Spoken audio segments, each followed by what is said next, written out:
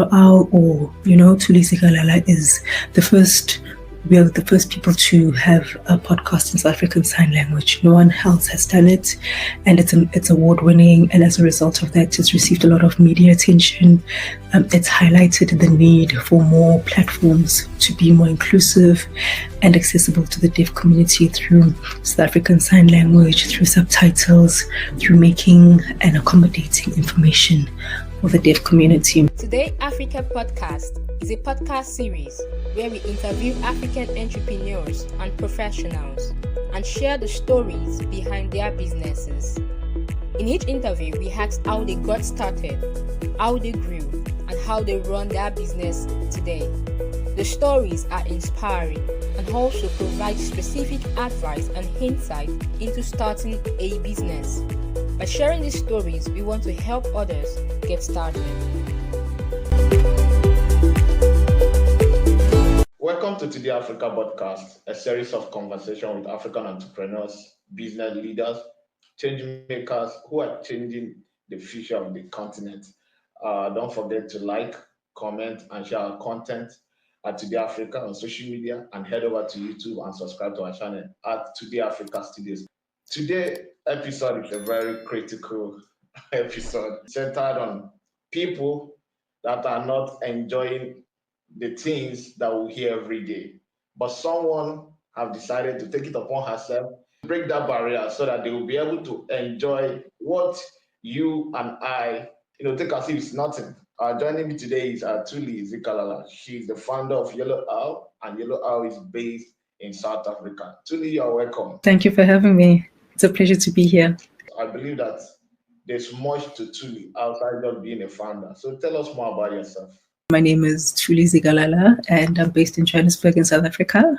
I can describe myself as a bold, ambitious, driven young woman who is passionate about change, who's passionate about like-minded people who like driving positive change in society.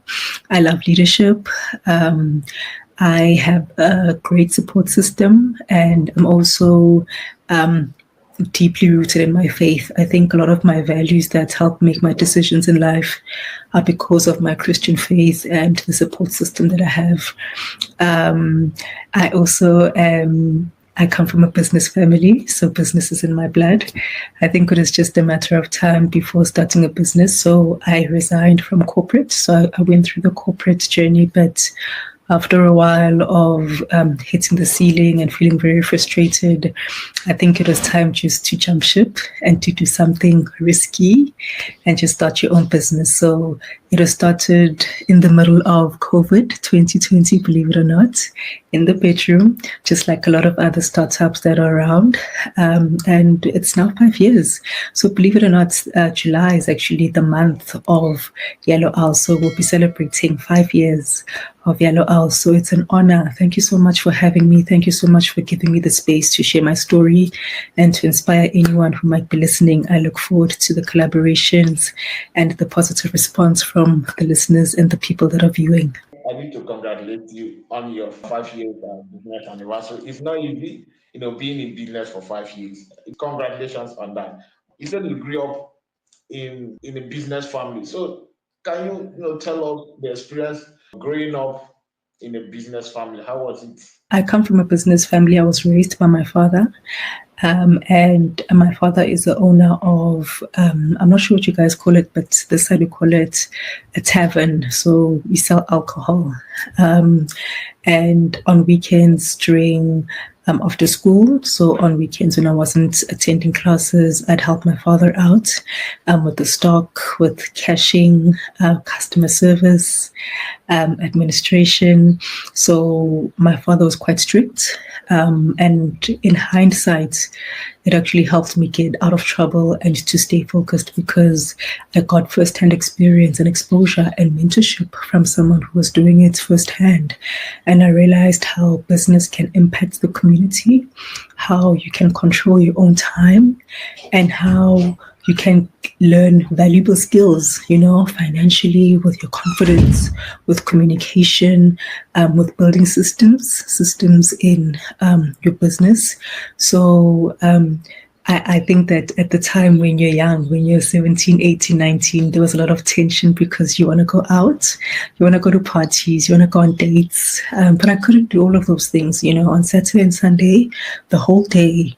I had to be at the family business. There was no question about it, but at least I got paid. So at least I had a little bit of money. And that also was so important because I learned how to be business savvy. I learned how to save. I learned how to be independent and to buy my own things, do my own hair, buy my own phone. So I really am grateful for the opportunity that my father gave me. And I think that 10 years, 12 years, 15 years later, I also now am a business owner, and a lot of other people in my family are starting to start their own businesses. They live in corporates, they live in the 9 to 5, and taking a risk in their own industries and starting their own businesses. I believe while you were still young, it was not an experience. You just felt that probably your dad is trying to deprive you of you're a businesswoman, just like you said. So, what was the moment you realized content was needed to be interpreted for the deaf community? That's a great question. So, just my journey. So, I did the formal education. I studied, got the degree. Honestly, I didn't know that I'd end up being qualified sign language interpreter. So my major was psychology. I thought psychology would be the journey. And then I was curious. And fascinated about sign language. What is this, Also just to explain, so I don't have any deaf parents. At the time, I wasn't exposed to any deaf people. So I learned the language from scratch. I learned it from zero, and I had to practice every single day. It was a tough journey. Even interpreting, I had nothing. I had no exposure, no idea what it meant. So it was a big journey of starting from scratch and working very hard to build a name and to learn and to gain the skills. So people might look at us right now and think it's easy, but actually it's a long journey of sacrifice and commitment. And I think I was fortunate to study sign language and also work in that industry. So I worked as a professional interpreter for a couple of years, and I got exposure and I got mentorship and I got exposure to different settings, and I started to see the understanding and the opportunities in the industry. And that was just professionally, but also personally on my own capacity. I'm a creative. So I love listening to podcasts. I love music. I've got lots of friends who are in the creative industry, events, arts. I go to theater. I go to movies. I watch a lot of videos, just like anyone else. Then I realized that the movies and the contents that I consume, people that I serve don't have access to it. I do this every day, but there's a huge gap online. Online videos, content, webinars, podcasts. They're missing out on so many stories. Who else is doing this? No one is doing this in South Africa. There's a handful who are doing it globally. And I think that's when I had an aha moment. I realized, I think we see a gap here. There's something, but it's risky because I'm working full time. I've got a 9 to 5. It's stable. It pays the bills. It's safe. Do I leave it and do something risky that has never been done?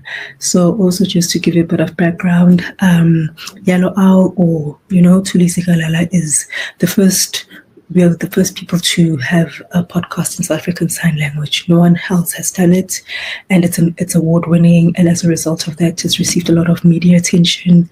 It's highlighted the need for more platforms to be more inclusive and accessible to the deaf community through South African Sign Language, through subtitles, through making and accommodating information for the deaf community. So COVID was a blessing, but also very, very scary time. If I look back, I'm glad that I took the leap of faith, because I wouldn't be where I am right now. It was during that time.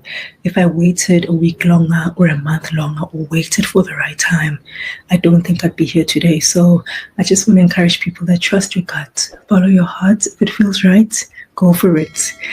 Sometimes it's just a very short window, and if you miss it, you'll miss the opportunity. So Yeah, thanks to COVID. What made you take such a leap, leaving a stable job and becoming an entrepreneur? I think what it's meant to be. I think also I had nothing to lose, honestly. I think at the time there was nothing major or pressing. So I had no kids, I wasn't married, I was single. I had already made decisions in investment assets like a house and a car. I had already built up investments in that sense. So I had nothing to lose. I think also I'm quite fortunate that I've got a very good support system from family and from friends. So I know that if something doesn't work out, I can always call my brother and just crash on the couch or call my daddy, So, and that's a privilege. Not everyone has that. I had nothing to lose. I could also fall back on my education, my degree. I could also go back to school. So I had a couple of options. I think the biggest decision was life is short. You don't want to wake up and do something that you don't want to do. Even if they pay you money, I know the money is good. The money pays the bills. But if you're not happy and if you're frustrated, I felt like I was dying inside. I couldn't do it anymore. I just couldn't do it anymore. Tell us more about your business. What is it all about? What are your products and your services? Yellow Owl was established during COVID in the bedroom, just like sitting and waiting. We couldn't go out. It was during lockdown, hardcore restrictions. And through watching a lot of content and maybe it's being inspired. So Yellow Owl, it's 2 words, it's a color.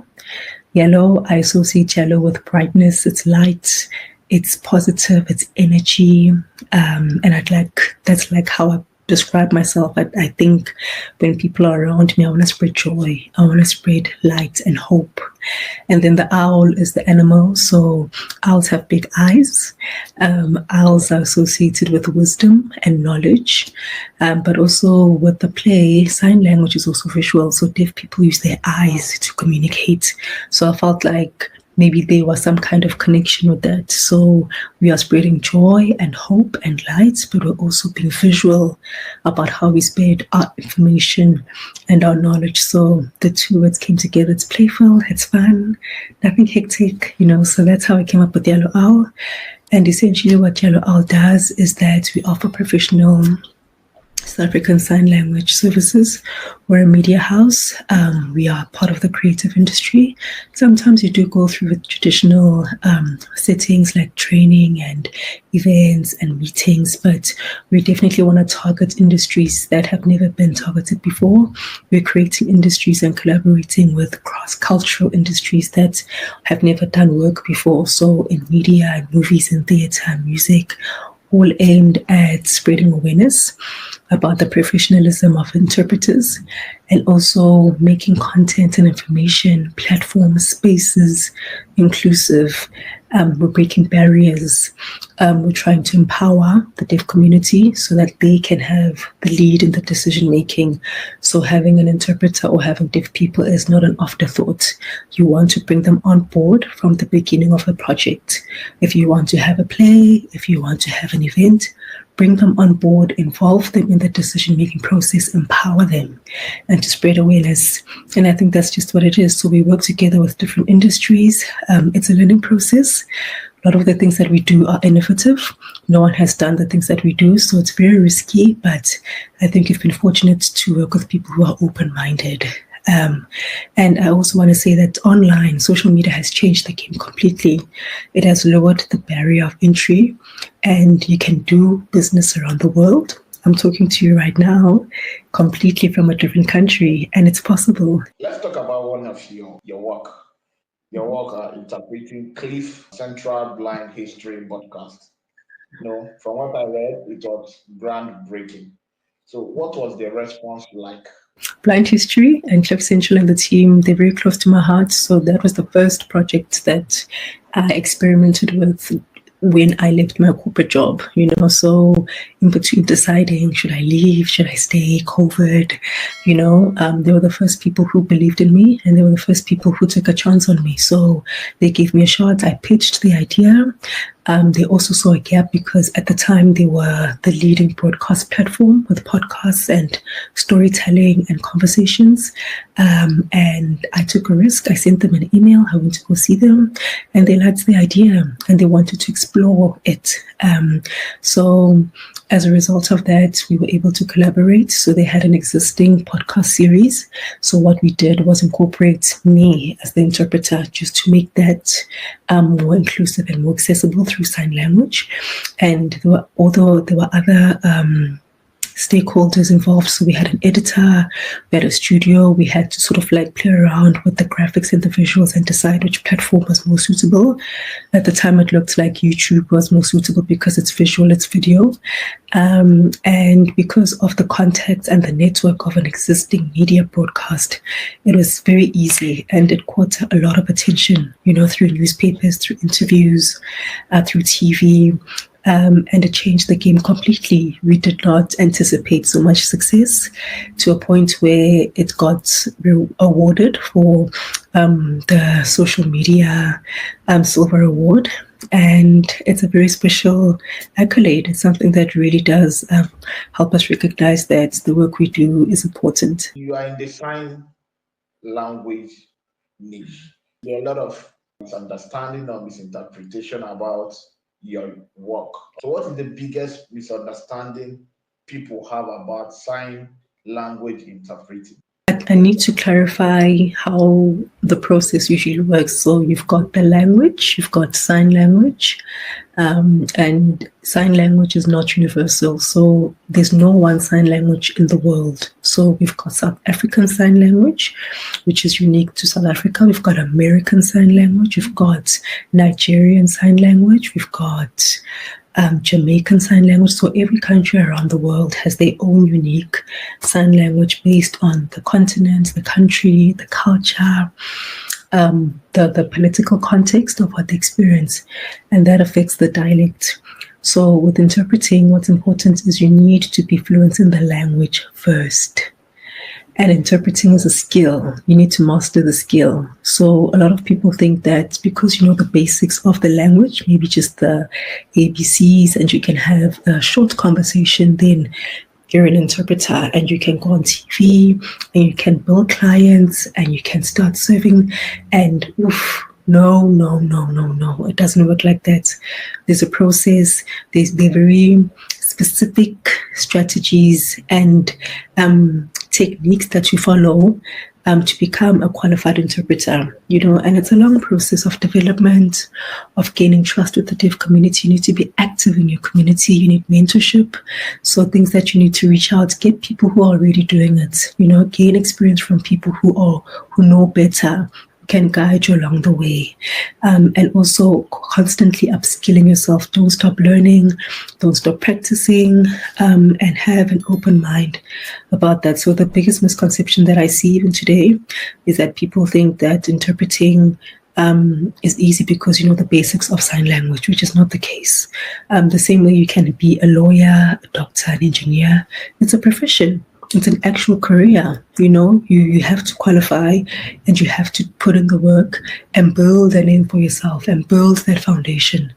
And I think that's why I've been fortunate to have such a good career and have longevity, because I put in the hard work and I've got a solid foundation, and you can go higher and higher and higher.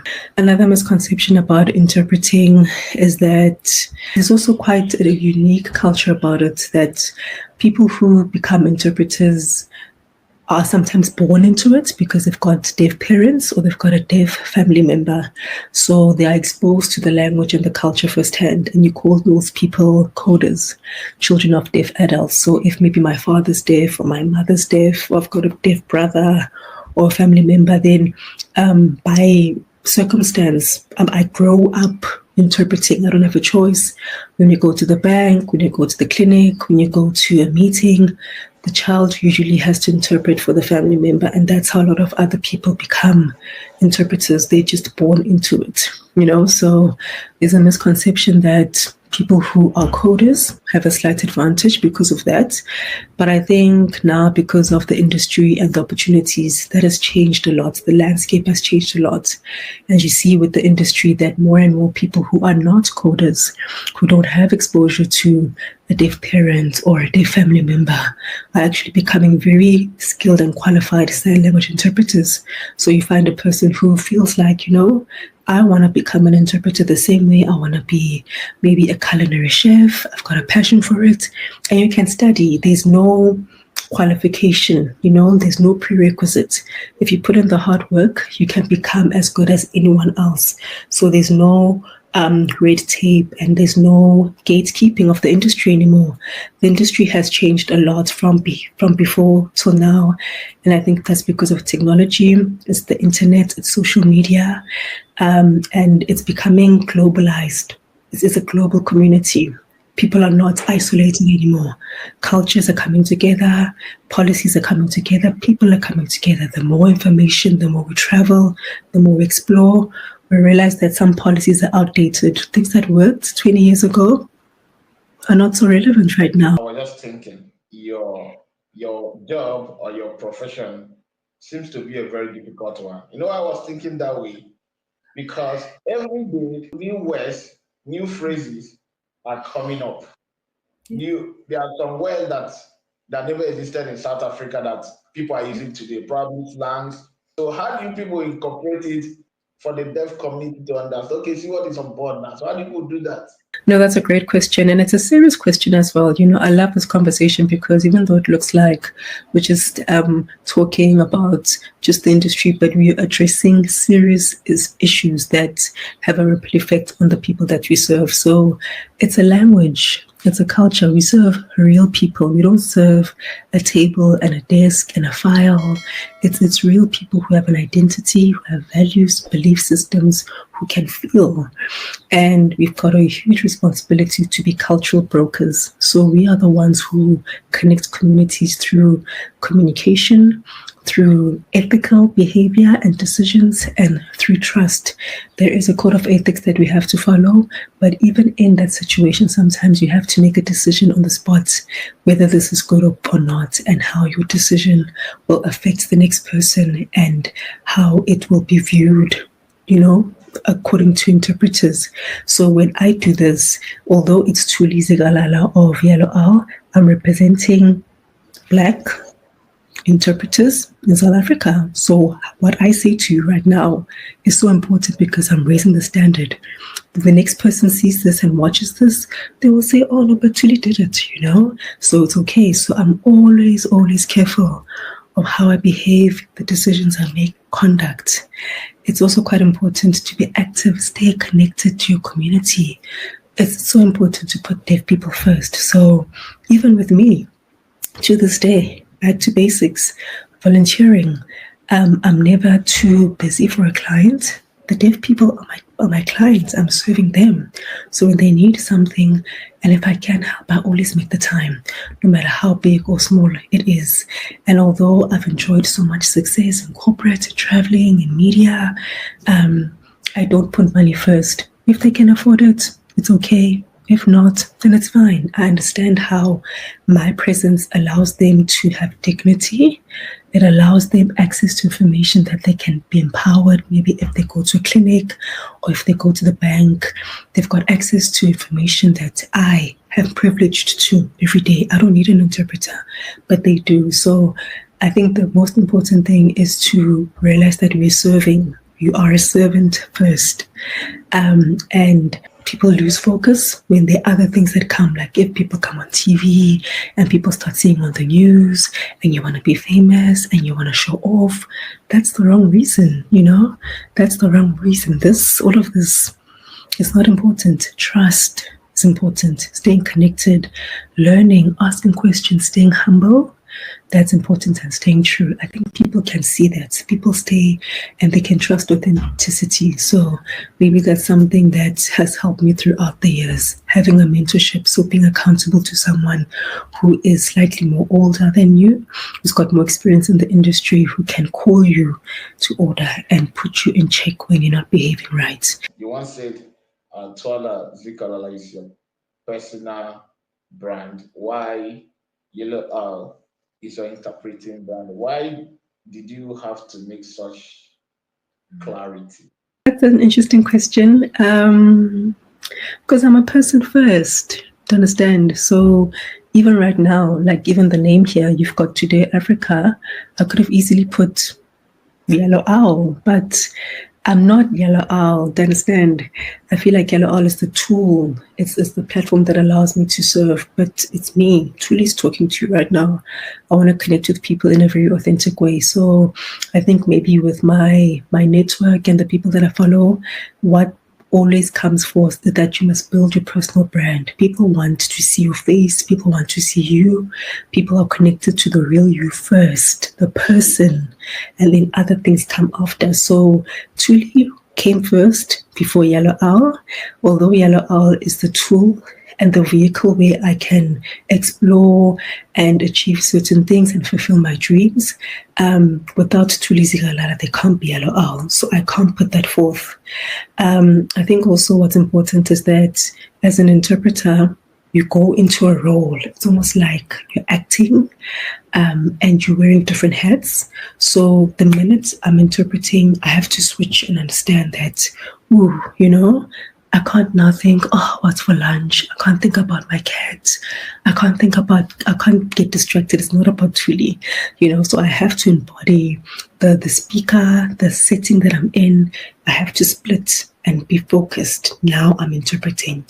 I'm not Thuli anymore. So whatever I'm feeling, whatever I'm experiencing has to take the backside for now until I'm done with the job.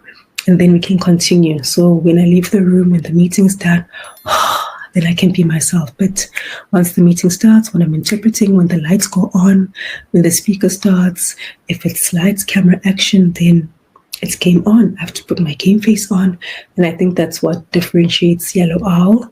Maybe it's the brand, it's the work, it's the role, as opposed to Thuli, who's the real person, who's natural, who feels, who makes mistakes. Not everybody went to school. Not everybody knows how to speak or understand English. And I believe among the deaf community, there are those that don't understand the sign language and don't equally know how to read. So how do people factor in those that don't understand the sign language and don't know how to read? That's a critical question that you're asking, because we can always assume that everyone went to school. So again, there's also the misconception that deafness is linked to intellect. So if you can speak, then you're smart. If you can't speak, then you're not smart. And that's not true, because we know that deaf people have their first natural language, which is sign language. They use their hands. It's visual. It's a proper language, just like English. isiZulu, any spoken language is also a real language, like sign language. It's just that it's not written. It's the hands. So they use it to communicate, and they can perform very well in life, and they can achieve and live and lead a normal life. They can achieve anything in life. It's just that they can't hear. So hearing and intellect and speech somehow are not necessarily correlated, and it doesn't mean that they are mute or dumb or retarded or they are less than in life. Unfortunately, the system has let them down. Education system, unqualified teachers, parents, ignorance, that has delayed maybe learning, delayed access to school, delayed information, opportunities. So you do find people within the deaf community who learn sign language later on in life, and they develop before or behind just the natural pace. It affects schooling, it affects reading, it affects literacy, it affects social skills, it affects identity and confidence and how they perceive the world. It affects a lot of things. You can imagine for us right now, when we went to school, we can learn and build a firm foundation and personal development and take it from there. But if you don't have language, it affects other things as well: identity, behavior, cognizance, everything. So we do have those people. I have the privilege of traveling, so even internationally. Recently, I just came back from an international trip where we were exposed to rural villages where there's no language. So we do have deaf people who have no exposure to language. They can't sign. What do you do? How do you communicate? You can't use your fancy sign language. They don't know it. So you have to be very creative. Gestures, you have to connect in a different way. And I think this is the nice thing, is that we're all connected in a human way. You can smile, use your eyes, touch, find a way, be creative, So you do have those people, particularly in the rural areas, where they were exposed to the language quite late in life. They did not go to school at all, and they've got no language at all. But they do have a way of communicating. You can draw pictures, you can gesture, you can use objects, you can point, you have to exaggerate, all of those things. But it's obviously going to be slower. It's going to be more explained, more information, more examples. You have to switch. We have to adapt. It's not going to be the same interpreting style that I do on TV or for a meeting, high end. You have to drop the level. You have to change your body language and switch your mindset completely and connect with people in a different way. How do you build trust with clients that have not worked with a sign language interpreter? That's a huge challenge because, again, I'd like to think that the work that we do as Yellow On is so important for spreading awareness and sensitizing event organizers, platforms, content creators, organizations who have never worked with an interpreter. So they have their own idea of what an interpreter is. But when you come as a professional, sometimes they don't like what you say. They don't like your rates. They think you're too expensive. No, but why are you so expensive? When you try to justify that I'm a qualified interpreter, just like a doctor, a lawyer, an engineer. You pay for the service. It's a quality professional service, I think because it's linked with disability, they feel that the value is less and you can charge less, but they don't understand the work that goes into it and the process of preparing and delivering a service where everyone is satisfied. I think that's the first important thing. Secondly, it's also justifying why you need to have an interpreter there. People don't think about deaf people. So when you try to approach and pitch to clients and to platforms and to event organizers who've never worked with an interpreter, who don't know what the deaf community is, they don't see the need, why should I pay someone to have an interpreter there? They don't understand how vital it is culturally in terms of linguistics, heritage, spreading awareness. It's a human right. Not having an interpreter, particularly now in South Africa, as a 12th official language, is a violation of a human right. I'm not sure if you're aware that, we're quite new in South Africa. We're still finding our way. And recently we hit the historical milestone of South African Sign Language being recognized as a 12th official language, which is a huge thing. It's a huge thing, It's such an exciting time to be alive because now even more the urgency and the passion and the enthusiasm to get things done is so important. So building trust is important. I'd like to think that having some kind of qualification, a degree helps. People trust when you've got that degree to back it up. The experience, your professionalism, how you come across. Social media, believe it or not. So these conversations that we're having when you post media interviews, there's an interview that I did this week. And if you post that, people can just Google. Google exposes everything. Google tells you everything. The internet doesn't lie. So if I want to make sure, I can just Google and that'll tell me everything. So I think that has helped me just build a reputation, a clean reputation also within the deaf community. So again, people ask around. They ask actual deaf people. Do deaf people know who I am?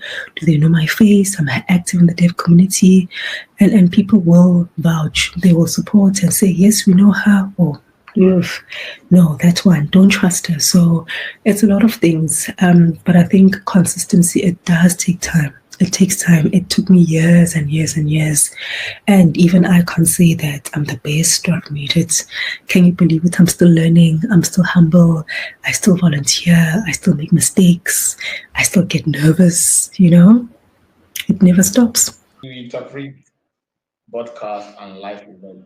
So what makes interpreting a broadcast different, probably harder than interpreting a live event?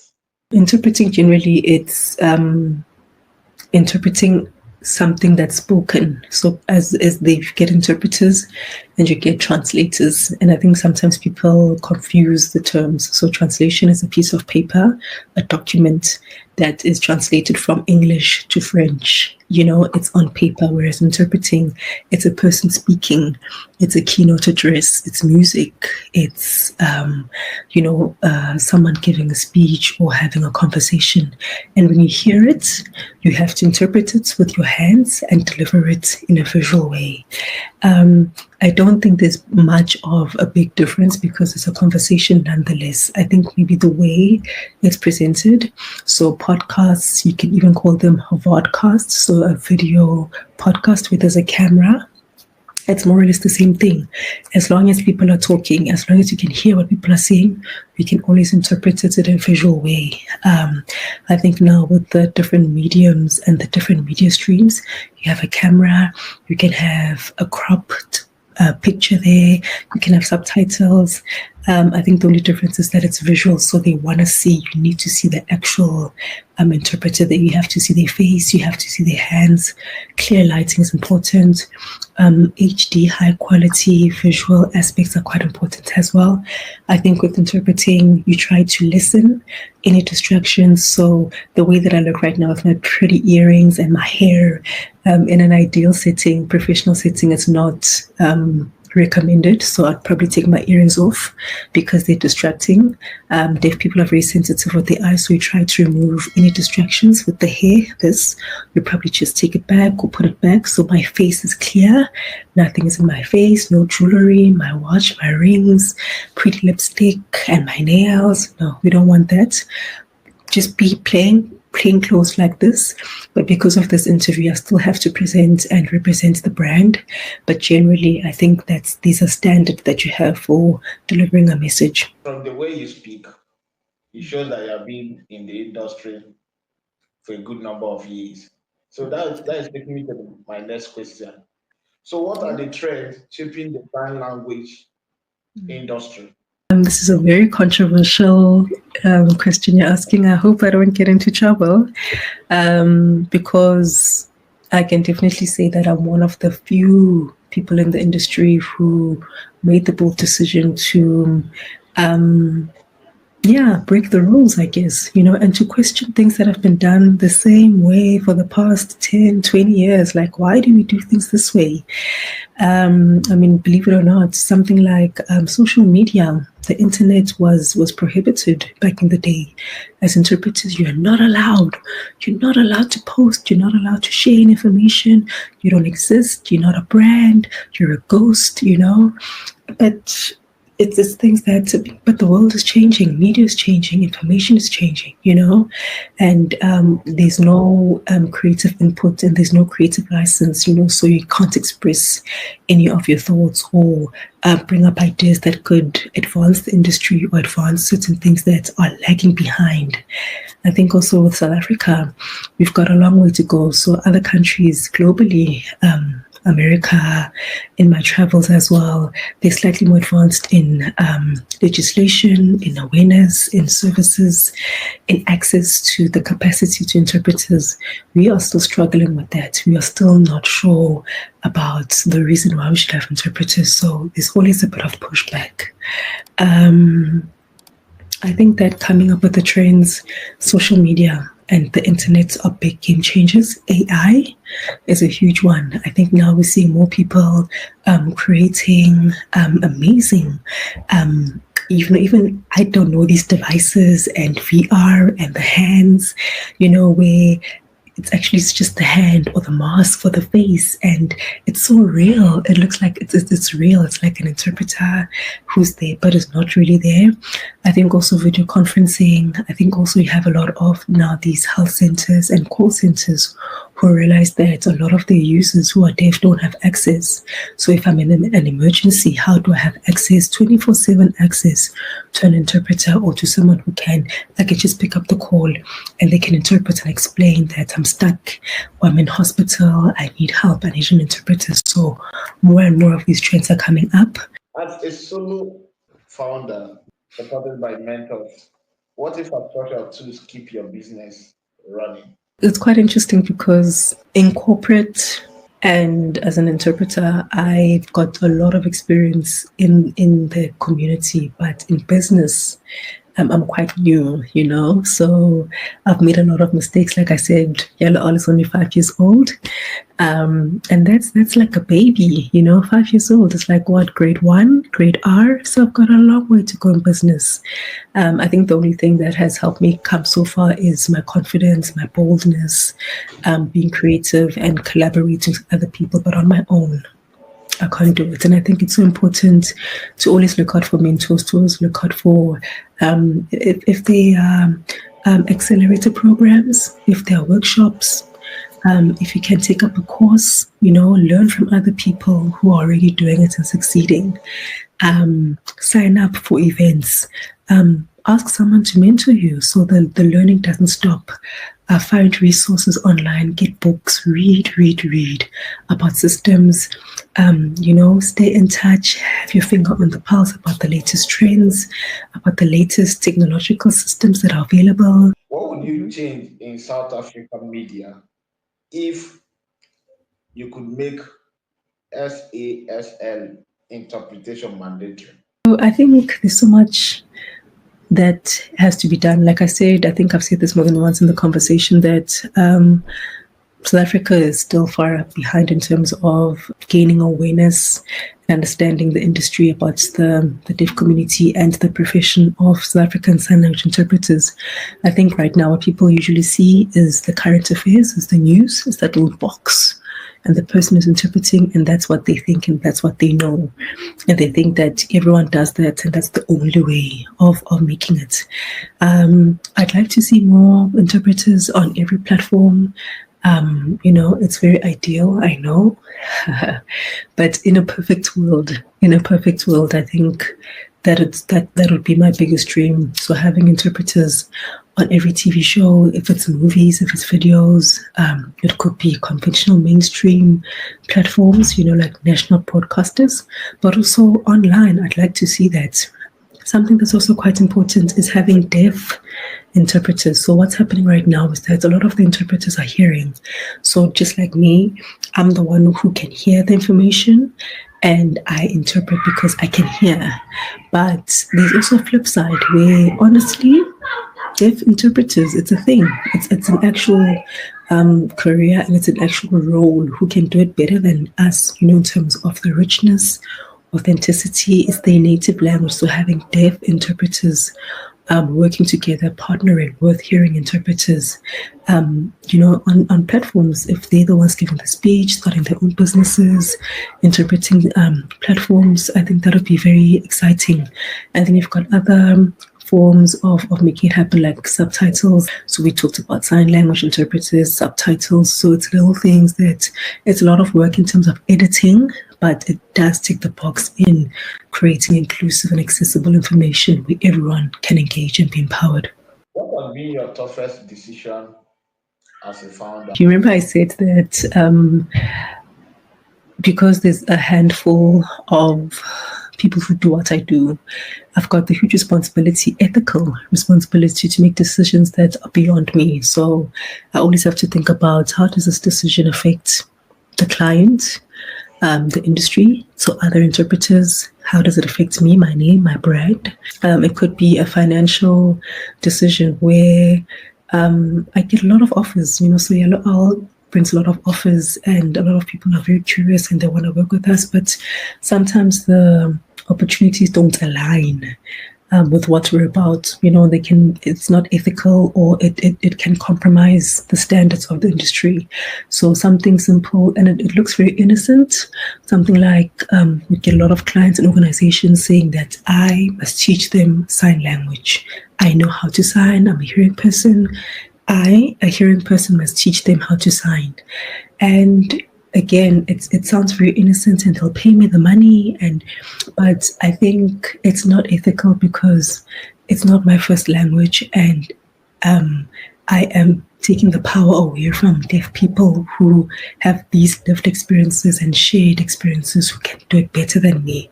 So a better approach is to actually partner with a deaf person and allow them to teach them the language the same way that I learned it. Someone deaf taught me the language. I wasn't born signing. So it's constant decisions that they look innocent on the surface, but the ripple effects, yes, are very serious. I think we all know what happened with the Mandela funeral, a couple of years ago, where, again, because of someone's ignorance and they dropped the ball, even years to come, we're still talking about this. It was very disappointing, very embarrassing globally for the country. But then it also was a serious conversation, and it highlighted the vetting system for interpreters and how serious and how urgent it is to do things right. I think people started getting a wake-up call on the urgency of how we have these people on such public platforms who are serving already marginalized community, linguistically, culturally, heritage.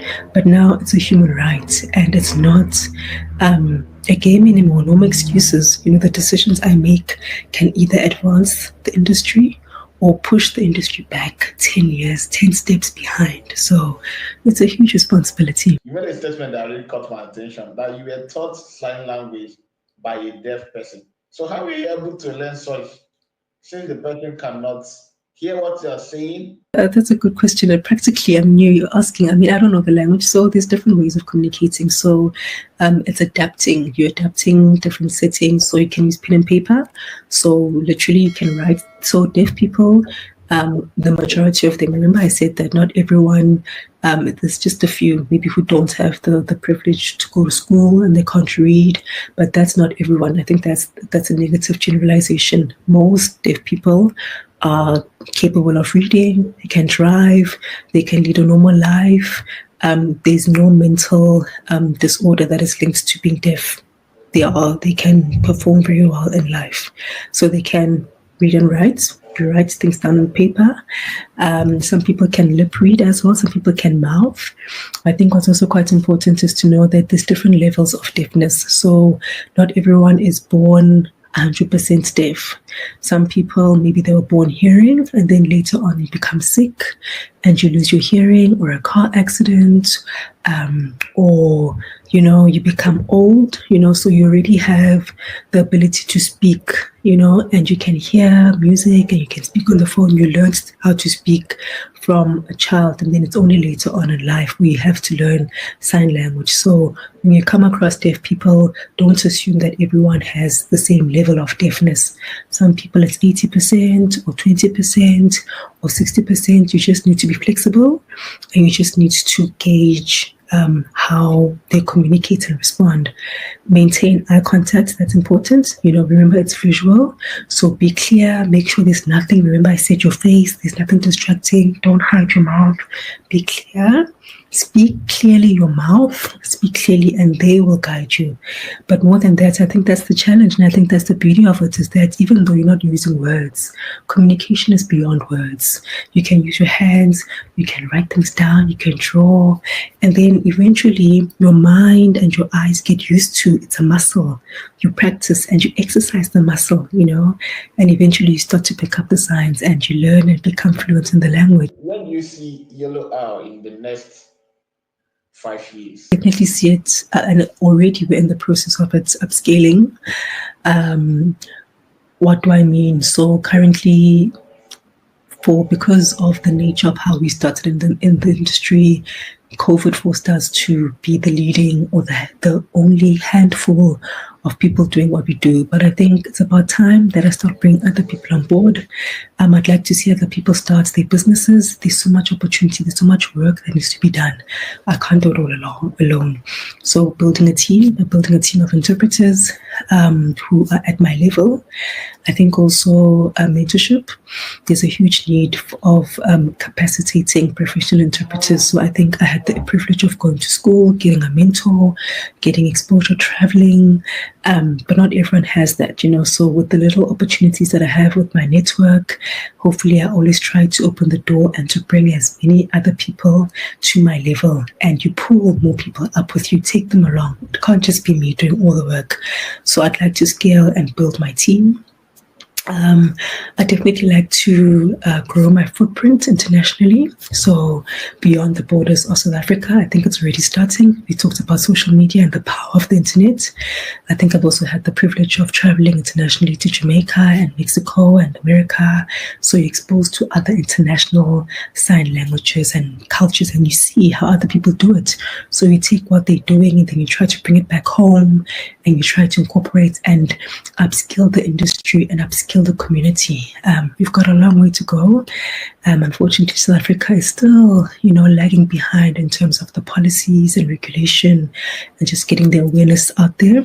I think also I'd love to empower more deaf people to lead the industry and to lead the community. So again, it's hearing people, learning the language, and we are the ones doing these things on their behalf. But I'd like to change it around and empower my friends, empower people who I see that have the potential to start their own businesses and to not be limited maybe by their education or their background. And it's something that I'm willing to invest in. It's something that Yellow Owl definitely wants to do. So it could also be maybe incorporating and teaching sign language, but again, having a deaf person teaching it, so it won't be me. So bringing deaf people on board, teaching that, getting international mentorship, upskilling, growing the team, and let's see, take it from there. Today Africa Podcast is a podcast series where we interview African entrepreneurs and professionals and share the stories behind their businesses. In each interview, we ask how they got started, how they grew, and how they run their business today. The stories are inspiring and also provide specific advice and insight into starting a business. By sharing these stories, we want to help others get started.